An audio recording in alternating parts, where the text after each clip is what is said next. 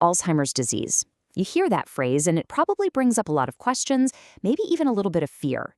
So what's really going on with this disease today? Well, we're about to decode it by diving straight into the brand new 2026 Facts and Figures report. Let's get right into it.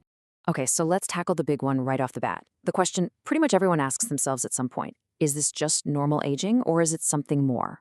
On the left, a huge warning sign for Alzheimer's is memory loss that actually messes with your daily life. Now compare that to what's on the right. A typical part of aging is, sometimes forgetting a name, but then it comes back to you later. See the difference? It's all about the impact. Making a bad decision once in a while, that's just being human. But a real fundamental shift in your judgment, that's a sign to pay attention to.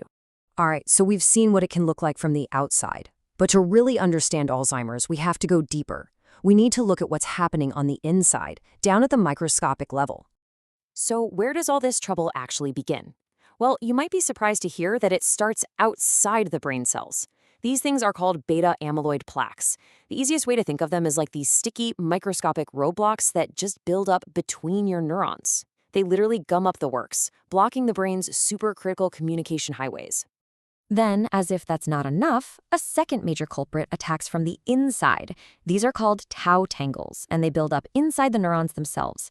Just imagine the cell's internal railway system, the lines that transport all its vital supplies, getting twisted, gnarled, and completely tangled up. This damage essentially causes the neuron to starve and short-circuit from the inside out. So you've got plaques forming outside the cells and tangles forming inside.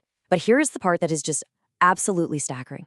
How long do you think all this damage can be happening, silently, before anyone even notices a single symptom? The answer is mind-blowing. Up to 22 years. That's more than 2 decades of damage building up before that first obvious memory slip even happens. You know that incredibly long silent period is exactly why it's so critical to map out the full journey of the disease. So now we're going to look at how it progresses, using a new clinical framework that helps doctors and families understand what to expect over time. This journey often begins in total silence. That's stage 1. There are biological signs in the brain, but zero outward symptoms. From there, it moves into stage 2 with really subtle changes, then to what's called mild cognitive impairment in stage 3. By stage 4, it's officially considered mild dementia, and that's when someone might start needing help with more complex tasks, like managing their finances.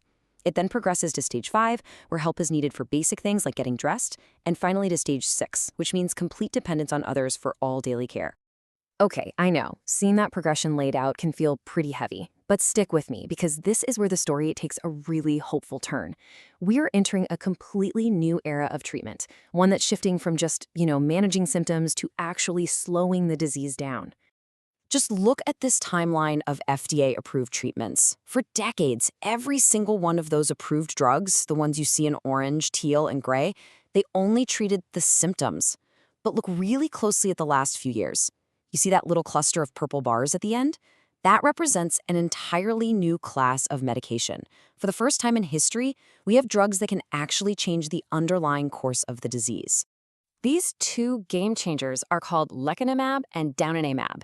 And what makes them so revolutionary? Well, they directly attack one of those core problems we just talked about.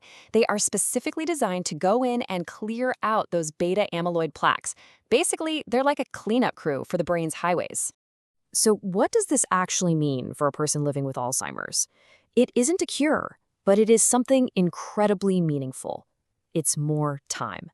These new treatments can potentially extend a person's ability to live independently and handle daily activities by almost a full year. That is it's precious time for patients and their families. This medical progress is phenomenal, but we have to understand it in the context of a huge challenge. Let's zoom out now and look at the ripple effect this has on all of society. Because really, this disease matters to every single one of us. Right now, today, an estimated 7.4 million Americans aged 65 and older are living with Alzheimer's dementia. To put that number into perspective for you, that is more than the entire population of the state of Arizona. And the financial cost? It's almost hard to wrap your head around. In 2026 alone, the total cost of care for people with Alzheimer's in the U.S. is projected to be $409 billion. And of course, not all costs can be measured in dollars. Last year, family members and other unpaid caregivers provided an absolutely astonishing 19.6 times billion hours of care. That's an incredible testament to love and dedication for sure, but it's also an enormous burden. But let's end by looking forward, because the momentum here is real. Research is accelerating at an incredible pace. Just look at the number of drugs in the earliest stage of clinical trials. It almost doubled in a single year, jumping from 26 in 2024 to 48 in 2025. The drug pipeline is growing, and that brings more hope for breakthroughs than ever before. And this incredible progress brings us to a final, really profound question. For the first time, we have treatments that can genuinely slow this disease.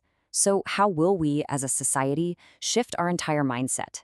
How do we move beyond just preparing for the worst and start actively planning for a longer, better, and more meaningful future for everyone living with Alzheimer's? That is the challenge and the amazing opportunity that lies right in front of us.